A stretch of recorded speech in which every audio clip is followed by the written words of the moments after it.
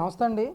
మరి కూటమి ప్రభుత్వం అధికారంలోకి వచ్చిన తర్వాత ఏదైతే అమరావతి విషయంలో గతంలో నిలిచిపోయిన నిర్మాణాలన్నింటికి కూడా రీటెండర్లను పిలిచి గతంతో పోలిస్తే ఇప్పుడు ఇంకా ఎక్కువ వాల్యూ ఇచ్చి తన బినామీలైన సంస్థలన్నింటికి కూడా చంద్రబాబు నాయుడు అమరావతి పేరుతో డబ్బు దోచేస్తున్నాడు అనే ఆరోపణలు పెద్ద ఎత్తున చేస్తూ ఉన్నారు వైసీపీ నాయకులందరూ కూడా. దీని మీద ఈ ప్రాంతానికి సంబంధించిన దళిత నాయకుడికి ఏ విధంగా రియాక్ట్ అవుతారు? ఆరోపణలు చేయటానికైనా వీళ్ళకి సిగ్గు ఉండాలండి. ఇప్పుడు రాష్ట్రంలో మద్యం కుంభకోణం తీసుకుందాం. మద్యం కుంభకోణంలో జగన్మోహన్ రెడ్డి చేసినటువంటి అవినీతి మామూలు కాదు. ఆ మద్యం కుంభకోణంలో మద్యంలో 10 రూపాయలకు తయారయ్యేదాన్ని 150 రూపాయలకు అమ్మింది మీరు కాదా, మీ ప్రభుత్వం కాదా? ఇప్పుడు కోర్టుల చుట్టూ తిరుగుతుంది మీ నాయకులు కాదా? మీకు సిగ్గు లేక మళ్ళీ ఎదుటోళ్ళ మీద బురద చల్లటం. ఈరోజు మార్కెట్ వాల్యూ ఎంత ఉంది, కన్స్ట్రక్షన్స్ వాల్యూ ఎంత ఉంది, సిమెంట్ రేట్ ఎంత ఉంది? నువ్వు వచ్చినాక సిమెంట్ రేట్ ఎంత పెరిగింది, నీ కమిషన్ కోసం ఎంత పెంచావు, ఐరన్ రేట్ ఎంత పెంచావు, ఇవన్నీ రేట్లు కూడా నువ్వే కదా పెంచుకుంటా వచ్చింది. నీ కమిషన్ కక్కుర్తి కోసం ప్రజలను నాశనం చేసి మోసం చేసింది నువ్వు కదా జగన్మోహన్ రెడ్డి. మళ్ళీ ఇక్కడ అమరావతి గురించి అంటాం అనేది ఇది కరెక్ట్ కాదు. ఇదంతా ఓపెన్ టెండరింగ్. ప్రతి ఒక్క పైసా కూడా టెండరింగ్ ద్వారా కంపెనీలకు ఒక్కొక్క కంపెనీ చూసి ఏరి ఏదైతే తక్కువ టెండర్ వేసిందో వాళ్ళకి ఇచ్చారే కానీ నీకులాగా ప్రజాధనాన్ని దుర్వినియోగం చేయాలనే ఆలోచన లేదండి. ఇప్పుడు నీకంటే దోచుకోవాలనే ఆలోచన ఉంది కాబట్టి ఆ పని చేస్తావు. వీళ్ళకి దోచుకోవాలని లేదు కదా.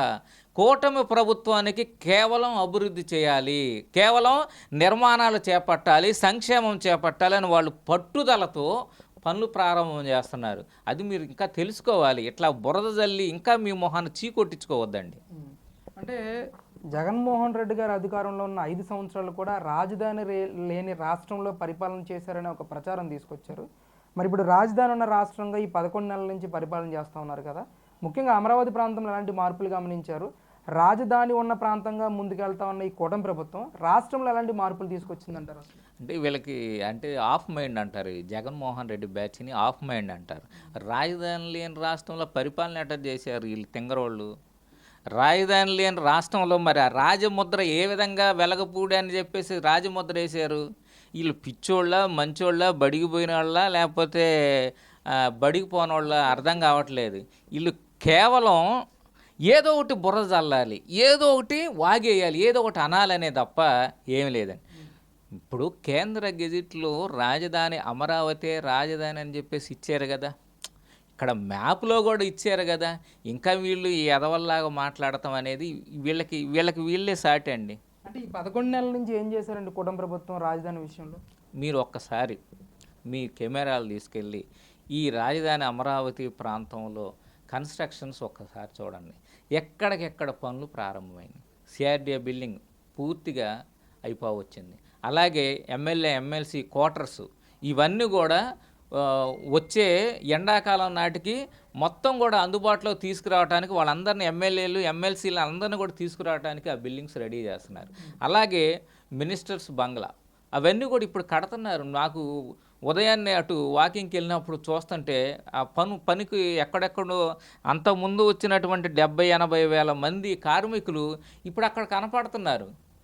అంతమంది కార్మికులు వచ్చి పనులు ప్రారంభం చేస్తున్నారు. అలాగే ఈ ఒక్క చోటే కాదండి, ఈ అమరావతి ప్లానింగ్ ఎక్కడైతే ఉందో అక్కడ మొత్తం కూడా జంగిల్ క్లియరెన్స్ చేసి రోడ్లు నిర్మాణం అనేది చేపడుతున్నారు. నీవేమో దోచుకోవటమే, రోడ్లు తవ్వుకొని లేపేసుకోవటమే. ఈ ప్రభుత్వం వచ్చినాక ఎక్కడెక్కడ దోచుకున్నాడు, ఎక్కడెక్కడ ఉన్నాయో గోతులు ఉన్నాయో అన్నీ పూడ్చుకుంటా బాగు చేసుకుంటా రోడ్లు వేసుకుంటా వచ్చారండి. ఇది అమరావతిలో జరుగుతున్నటువంటి అభివృద్ధి సంక్షేమం. అంటే ముఖ్యంగా ఈ 11 నెలల నుంచి కూడా ఈ అమరావతి కోసం కేవలం వేల కోట్ల రూపాయల అప్పులు తీసుకొస్తా ఉన్నాడు చంద్రబాబు నాయుడు అని చెప్పి కూడా పెద్ద ఎత్తున ఆరోపణలు చేస్తూ ఉన్నారు. మరి ఈ వేల కోట్లన్నీ కూడా రాష్ట్రం మొత్తం సమూలంగా సమూలంగా అభివృద్ధి చేయాలి కదా, కేవలం అమరావతి మీదమే పెట్టుబడి పెట్టడం ఏంటి అని చెప్పేసి కూడా పెద్ద ఎత్తున చర్చ జరుగుతూ ఉంది. దీన్ని ఏ విధంగా చూస్తారు? ఇప్పుడు ఇది ఆంధ్ర రాష్ట్ర ప్రజలు కూడా ఒకసారి ఆలోచించాలండి. ఆంధ్ర రాష్ట్ర ప్రజలు కూడా గమనించాలి. అసలు ఏం జరుగుతుంది? వైసీపీ ప్రభుత్వం ఏ విధంగా దాన్ని ఈ ట్రోల్ చేస్తున్నారనేది మనం ఒకసారి గమనించాలి. వాస్తవంగా మనకి ఒక రాజధాని లేదు. ఇక్కడ రైతులు భూములు ఇచ్చారు. భూములు రూపాయి ఇస్తే పావలాయే వాళ్ళు తీసుకున్నారు. ఆ ముప్పావలాని ఈ రాజధాని కోసం ఇచ్చారు. దానిలో ఈ ఇన్ఫ్రాస్ట్రక్చర్ కానీ ఇవన్నీ కూడా పనిచేస్తుంటే ఇంకా మనకి 10,000 ఎకరాలు భూమిని చంద్రబాబు నాయుడు గారు ఆ ల్యాండ్ బ్యాంక్ని అక్కడ ఉంచారు. అయితే ఈ జగన్మోహన్ రెడ్డి వచ్చిన తర్వాత ఆ 10,000 ఎకరాలను మాయం చేశాడు. కేవలం 2,000 ఎకరాలు మాత్రమే ల్యాండ్ బ్యాంక్ ఉంది. ఆ 10,000 ఎకరాలతో అభివృద్ధి తనకు తానే కట్టుకునేటువంటి విధంగా అమరావతి ప్రాజెక్టును రూపొందిస్తే ఇతగాడు వచ్చిన తర్వాత ఎవడికి వాడికే ఉన్నటువంటి భూములన్నీ కూడా పంచి అవతలేశాడు, అమ్ముకున్నాడు. వెంచర్లేసి రాజధాని అమరావతిలో మిగులు భూముల్ని వెంచర్లేసి అమ్మేసుకున్నాడు జగన్మోహన్ రెడ్డి. మరి ఇప్పుడు ఈ ప్రభుత్వం, కూటమి ప్రభుత్వం వచ్చిన తర్వాత తీసుకొచ్చేటువంటి అప్పు అందరి మీద భారం పడేది కాదండి.